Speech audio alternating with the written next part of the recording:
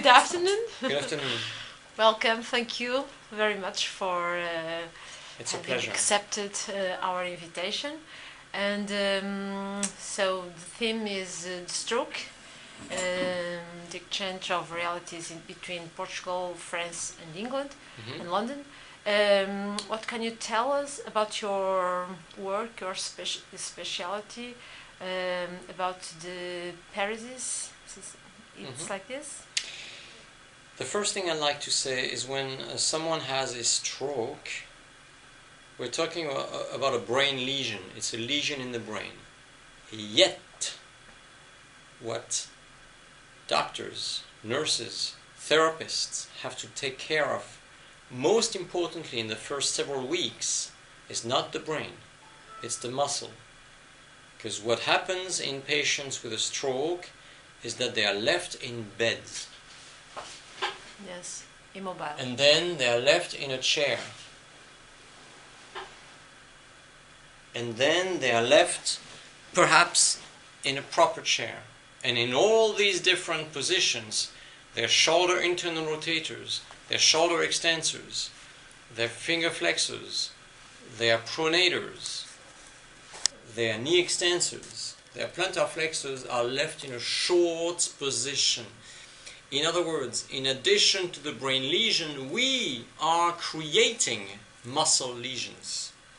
We as medical body are adding muscle disorders, muscle disease, to what was only a brain disease in the start. When patients have a stroke, at that very second, they only have a brain problem. But because of us, that becomes a brain plus a muscle problem after 6 weeks or 3 weeks. It's very fast. The muscle changes take only a few hours to begin to occur, a few days to begin to be measurable, and a few weeks to begin to deform the joints. So this is an acute disorder. The muscle disorder, the brain disorder is over. If the patient has arrived in the rehab unit, or even if the patient is still in intensive care unit but with a clear and major deficit, the brain disorder has occurred. After a few hours, 4.5, whatever, it's difficult to change it.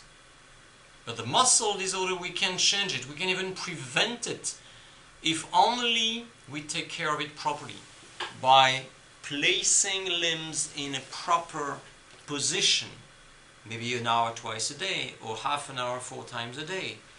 But placing shoulder internal rotators, elbow flexors, elbow pronators, wrist flexors, finger flexors, gluteus maximus, knee extensors, ankle plantar flexors in a long position, reverse the usual position of the patient.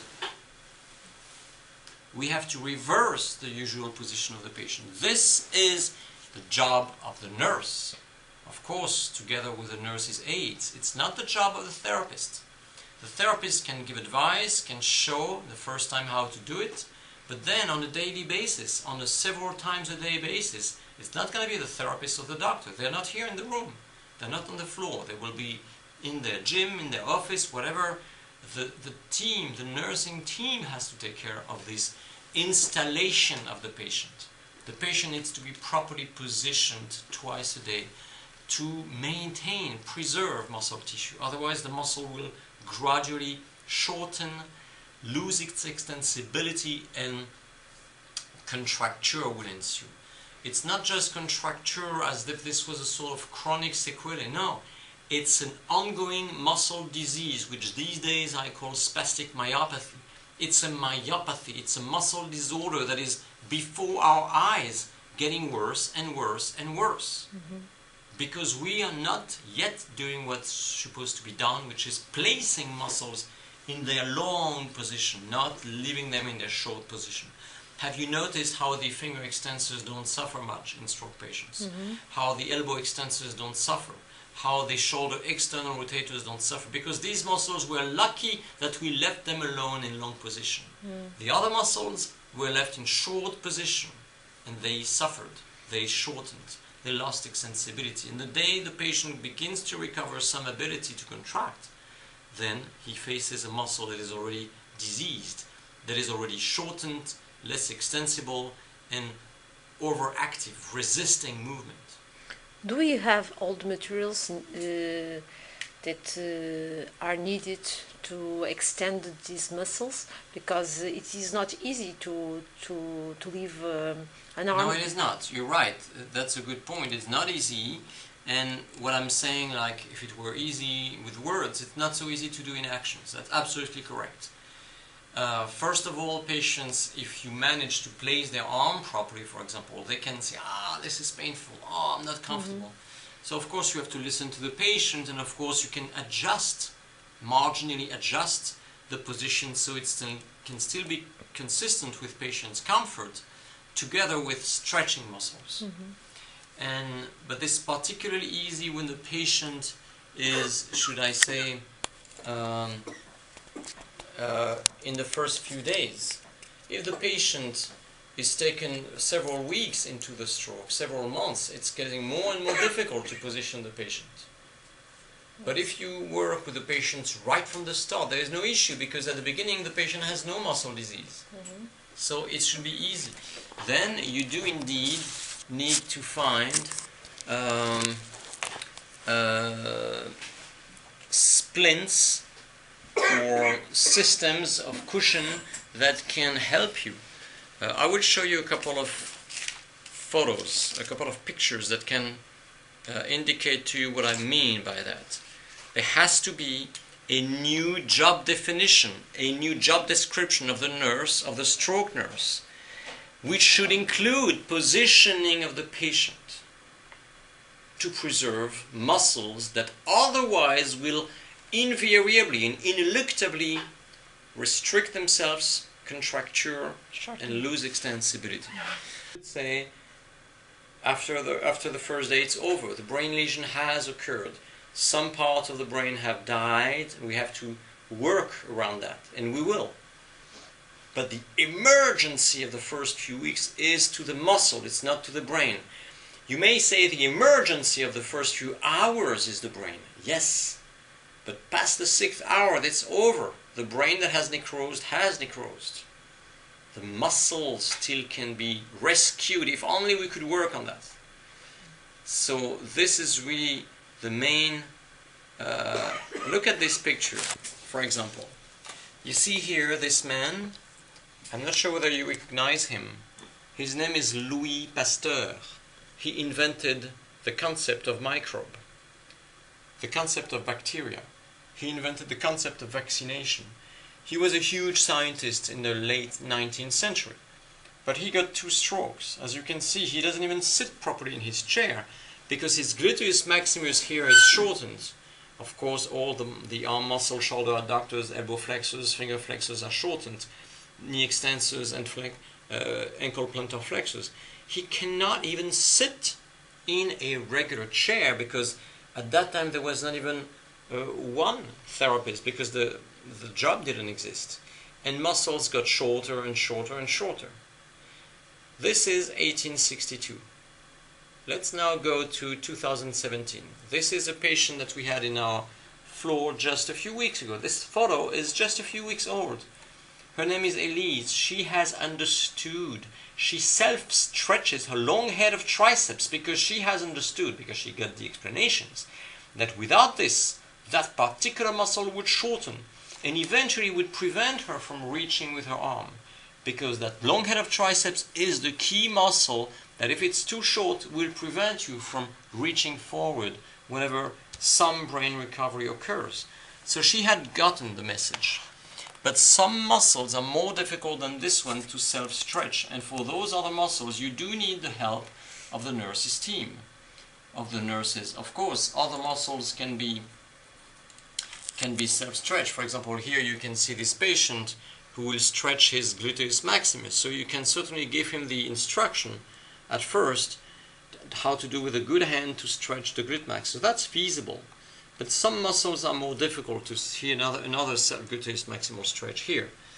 But so, of course, these patients have received the explanations This one is stretching his hamstrings, as you can see here.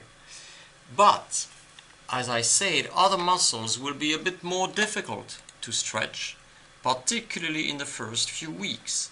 So then we need splints, we need a discipline of our team. I will show you a couple of photos now that would allow to avoid this. If you don't stretch the plantar flexors, and if you accept your patient, you admit your patient on the ward at day 1, if you don't do anything special, this is the way the leg would look like at 3 months. You have let muscles contracture.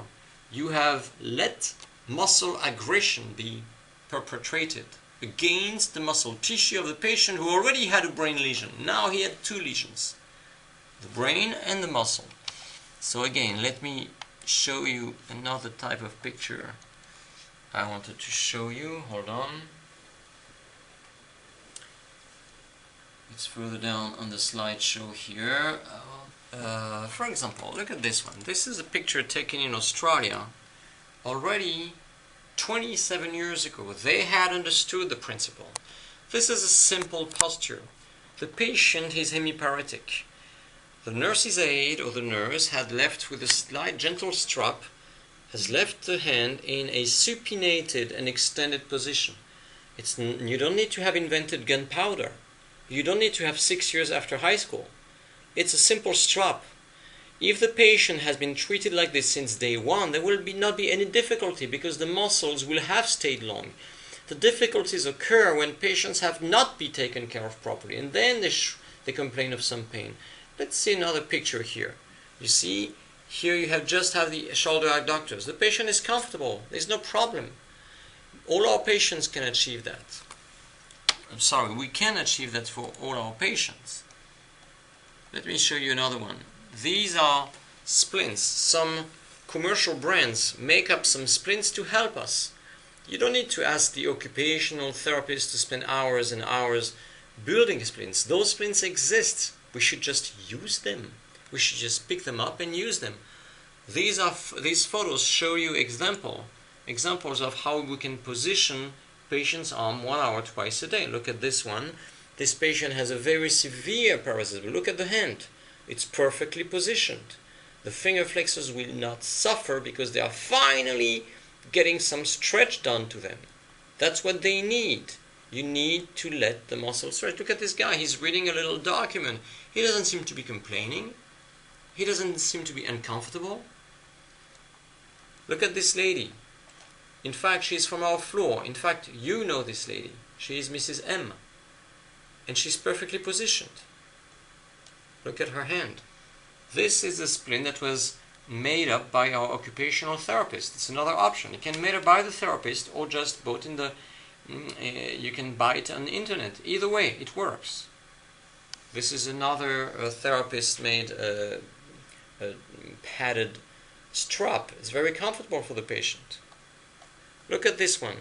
The nurses had placed this patient. She's in our floor as well. But oops, we forgot about the pronator teres. Look at her hand. She's wrongly positioned. The hand is downwards. So again, downwards. What is this? I gave the wrong explanations to the team. Finally. Pronator teres is now stretched as well. So the double strapping is now properly positioned. This lady does not complain of pain. She doesn't seem to be complaining. She's perfectly comfortable. But 1 hour twice a day, you are taking care of her muscles. This one, we had no way to stretch a gluteus maximus. He couldn't learn how to self-stretch because cognitively he had an impairment. So we place a huge cushion underneath his thigh. Therefore, the glute max is stretched. And you see the med student, he's also stretching the plantar flexors because he's proud of it. And this one is waiting for her turn. This is patient positioning. This should be done for every single patient. It's not such a complicated thing.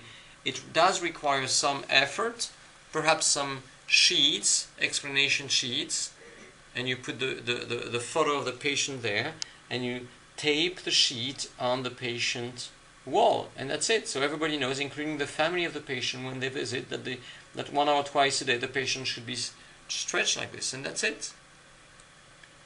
So this would be the first part. We need to take care of the muscle, of the patient's muscles.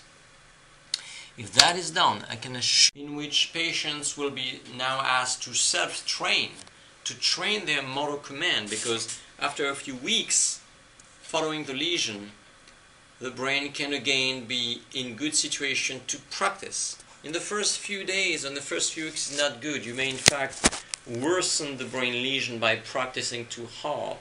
So the first few weeks are not a moment for the patient to practice.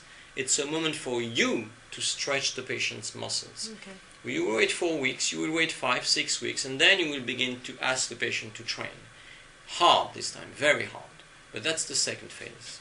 Okay. And what happens, I know that you have some articles about doing or signing, making the patient sign an agreement.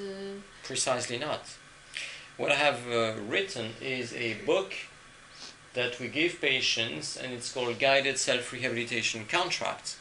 And it's a moral contract. Patients never had to sign anything, and I never signed anything. Nothing like this, never. We want patients to agree on a discipline, a mutual commitment with the therapist or with the doctor. You will give me instructions, you will give me a program, you will teach me how to stretch and train against each and other muscle, and in exchange, I, as a patient, will do the program you have prescribed and will monitor this and will write down my performance on a diary every day. This is a moral agreement. It's not a written contract. There is no legal thing. It's a moral commitment between two people. Does it work? Well, if it didn't work, I wouldn't be here being interviewed by you, would I? I don't know, I'm asking you. Well, you have seen patients make progress, or maybe I could show you more. This is the book. This is the book in French. This is the book written in English. There's a few translations across the world these days. There's a Spanish translation. There's no Portuguese translation as yet. Unfortunately. So far, but you're going to work on it. Yes, why not? And if it works, of course it works, otherwise we wouldn't be here. We are in fact doing at the moment a double-blind, multi-center controlled trial called NeuroRestore, showing that it can work. I will show you one example of one person who by job is a nurse, and she came here just a year ago, and she was herself 2 years into her stroke. 2 years into her stroke. And the first time she came, she thought her hand was lost for good. She thought the hand was lost for good because everybody told her so. The hand was not working. It was in fact completely locked, completely clenched, like a fist. And she thought there would never be a possibility for her to make progress. You can look at her. This is her trying. I will stop the sound. You see her hand. This lady is in her 50s. Her hand is like a clenched fist. There's no hope. In fact, she has no hope 2 years into the stroke that she ever can get better. The hand is completely clenched. And I'm asking her to use her as an adjunct, not even to actively open it. I would just like her to passively open. But the finger flexors have not been taken care of. The finger flexors, the muscle, have never been stretched. They have never been preserved in the first few weeks post-stroke. So now they are short. And there's no way she can ever hope to passively open the hand. Forget about active opening. I'm talking passive. Even passively, look at her hand. It's like a piece of wood.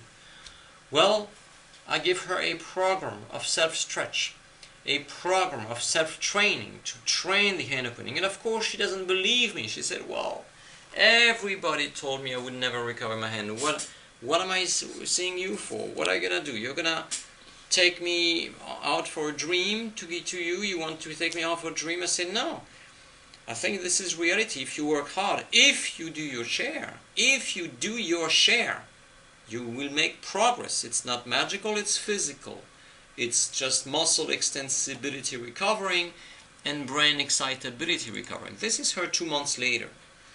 And you see that 2 months later she may think, well, I was right not to believe this doctor because my hand is just the way it was 2 months ago.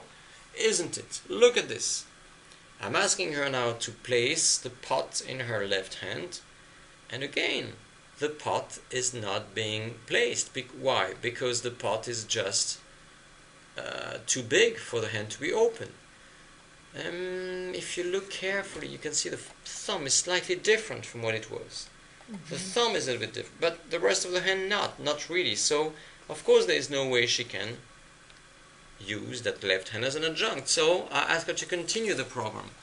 And I'll see her another 3 months later. Now we are 5 months into the beginning of the contract. She has done look at her. It's now. Wow. She has tried to stretch. Oops, it's not the right, sorry, I'm so sorry. It's not the right one. Here. She has stretched, she has trained, and she didn't see herself made any progress. Although, if you look at her hand, it is a different hand from what it was in January. Now we are in June. June 2016, and look at her hand, is half open. Wow. And the second and third finger are open, the thumb is openable, and even the fifth and fourth. And now she can use her hand as an adjunct. And she's kind of satisfied with that, but it's not enough. I'm telling her to use the hand for more things than just an adjunct hand. So now let's see her another 4 months later. Now we are in October 2016. Well, look at this. She has become a professional. She knows how to stretch. For her, it's like a second nature. She's stretching, self-stretching easily. She knows she has to do this, and when I ask her to put the pot in her hand, well, she doesn't. She even wonders, why am I using this task? It's just a little too easy for her now. What's the point of doing this? She wants to do more with her hand. Whatever. So now let's see her in February 2017. This is the last video I have available here of her. And look at the way her elbow extended, the supination. Now it's like almost a boring thing for her. Whoops. She's holding this thing very nicely. Look at the elbow extended. It's vertical. The pot, she doesn't spill the beans from the pot. Look at this. She's into other things at this stage. She's into, in fact, grabbing bottles. She's into doing things. You want another example? Let's see the bottle. Let's see the bottle when she started. When she started, I wanted her to have an active hand opening. You see, this is in March 2016. This is 2 months after the beginning. The fourth finger was getting slightly open. This is 2 months into her stroke. But you see, of course, it's not enough to pick up a bottle. So, okay, let's see her after, let's see, 5 months into the contract, in June. Now she's beginning to imagine that could be possible. Of course, the hand is half open. Of course, she doesn't have any supination available. Maybe do something. Barely. She's happy with that. And now let's look at her in February 2017, so 3 months ago. Look at this. She now has this half supination, elbow extension. She grabs the bottle by the side. You see? And of course has nothing to do with what she was not able to do a year ago. So this is the way it works. It works gradually by self-stretching and self-straining. There is no magic. It's purely hard work. She spends an hour and a half just for the hand, doing the prescribed work and committed to delivering for me a diary at each encounter. If on the diary there is her work done, number of efforts she made, the number of minutes she stretched, everything goes gradually. The muscles recover extensibility, the brain recovers excitability. It's not easy. It's not easy. When I show some videos, it looks easy. It was not. It was a very tough job every day. So you have to have the mental strength for that and a good therapist to help you keep that motivation. But the diary is there to keep you motivation. If the diary is delivered at every encounter, the motivation is maintained. We see it year after year. I've been working on this for about 20 years, and we are only now doing a double-blind, sham-controlled trial in 6 centers in France to finally established the evidence that this system of self-training and self-stretch works, provided the therapist is there every other week to keep teaching, keep training, and keep motivating the patient. Every other week, and that's enough. So this will have results for this from this trial in the fall, in a few months. This is after the re-education the period that the patient stays hospitalized? Yeah, the self-work can start during the hospitalization. You saw that lady before. She was self-stretching her long head of triceps because she had understood how to do. And of course it has to be continued after hospital discharge. When patients are left home, that's when they work the hardest with us here. They work the hardest because that's when we really have them available every 2 months with a medical encounter or every other week with a physical therapist. Mm-hmm. And most of the progress occurs between the 2nd and the 5th or 6th year. Mm-hmm. You are working now 100% at the with patients that are already at home? Not 100%, but mostly. Most of my patients, most of the daily work is a clinic outpatient work. Of course, I do a round on the floor, and we teach patients the self-stretch, and we try to... Those who go home are those... I'm so sorry. Those who go home are those who are better, who have a family support? Well, yes. When they have enough leg recovery, when they begin to walk a bit, they go home. They don't want to stay in the hospital. The hospital is a very unhealthy environment for patients. But few of them return home. Some of them... Most of them return home. Mm-hmm. Few of them stay. You're mixing two types of floor. If you go to other floor called Calmette, you will see that most stroke patients go home after 2, 3, 4 months. They go home. Not in the greatest shape, but they do go home. And then when they are home, they have not recovered everything. So then it's the beginning of the work. Look at this guy. He's a patient who returned home a few months after the stroke. He was a patient in New York City. This is exactly 19 years ago. And this is 2 years into his stroke. I'm taking him 2 years post-stroke. And as you can see, his left hand doesn't do much. He's able to barely use it as an adjunct. But when I ask him to pick up the bottle on his own, he can't. In fact, he cheats very often. You can see he only can lift up his elbow a bit, but he cannot straighten his elbow out. He cannot move up his wrist. He cannot open his hand actively. He does everything with the right hand. And for him, because his taxi driver, his neurology professor, his nurse, his therapist all told him that he would never recover the hand, he has believed it. He has believed he would never recover the hand. This is 19 years ago, but I gave him a program. I gave him self-stretch. I gave him self-training. He's 2 years into his stroke. Well, he did the work. Gradually, we saw each other every month or every 2 months.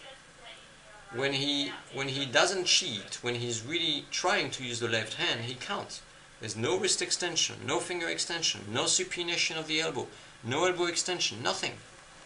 Well, let's see him 4 years down the road. He has worked 4 years. He has delivered for me a diary every single visit. There was a diary. And he was wondering what it was used for. Why do I need a diary? What for? Well, I was trying to explain to him the diary is the condition to maintain your motivation. If you stop giving me a diary, you will lose your motivation. If you keep giving me a diary, you will keep your motivation. Believe my words. I was telling him, because I'm the professional here, you're not. The diary looks like this. Look at this Cecilia. She was one of my patients at that time, and this is in the late 90s. And you see, every day she would write how many efforts of shoulder flexion, of shoulder abductions, of shoulder external rotations she had done. Every day she would work, and when she didn't work, she wrote nothing. Because every patient is very honest. They are honest. They tell you what they do and what they don't do. And at the end, 4 years later, that patient didn't want to continue the work. He was sick of it. He said, "I'm going to stop, doctor." And I said, "Why?" "Well, because I don't believe in this. I think I've been stagnating. I've been staying the same for the past 4 years. This is not working. I can't even play the piano." Then I said, "What?" what did you just say? He said, well, look, my hand, I can't even play the piano. Oh. Then I said, this guy has made a lot of progress. I went to dig an old video of his, and I found that 1998 video that I just showed you. Well, when he was telling me he wanted to give up on the problem, this is the way he was practicing. This is a hand that has recovered shoulder flexion, elbow extension, elbow supination, wrist extension, global overall finger extension. This is a hand he can use for most of his everyday activities. Of course he cannot play the piano yet, but he does everything else. Look at the thumb. He's going to have his thumb turned around the pen. This is an individual finger extension. This is only hard work. He has done the work for 4 years, every day in, every day out. He has given me diaries at every visit. He was very disciplined. He respected his share of the contract. He never signed any paper. This is not a question of signing. He just did it. Because we had established a relationship, and he trusted me and I trusted him to deliver the diary, and the diary meant he did the work. Because he never lied. He never would write on the diary something he wouldn't do, because patients don't lie. Only healthy people sometimes lie. Patients, when they have lost half their body, they don't lie. They have other things to deal with. So they are very honest, and they provide. Look at the left index now. Look at this. This left index is fantastic. He doesn't even know it, because everything made progress gradually. It was very slow, very insidious. Every day a little progress. Once you have enough time, you work every day. You give to the professional a diary of what you do, and you're good. And this is it. And he was my first historical patient. And this is why I use his video with his permission. His name is Lucian. He's happy to be published all over the world, because we talked. To this day we have had exchanges. This is 19 years later. In fact, now 15 years later, after the end of the 2002. But this is him. He showed me the way. He lit up the way.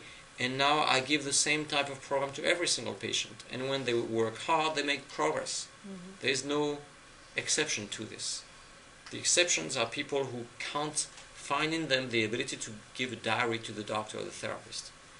Most of our patients do give the diary and make progress. Very well.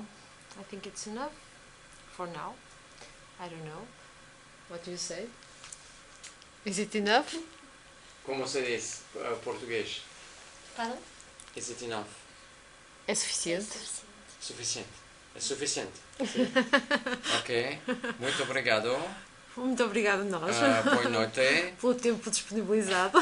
Porque agora muito tarde, sim? Não lo sei como falar. Agora, sim, agora já é tarde. Sim. Agora já é noite. Alors, muito obrigado a todos. E se vorrei venir a Paris para visitar-me, por favor, no problema. Vem. We'll be delighted to receive you. Obrigado. In Porto next time. Na próxima vez. Next time. Next time. I hope you'll have the time to I come hope so. We will visit us. I already told the team that they have to invite you soon. So maybe if you plan ahead, we will yes, do this. We'll try. I'm sure. We'll try. Okay. Well, Sonia, muito obrigado. Let's go together. Let's make them. Let's make a self-portrait, self-stretch, self-training. So, bye. See you in Porto. Muito obrigado.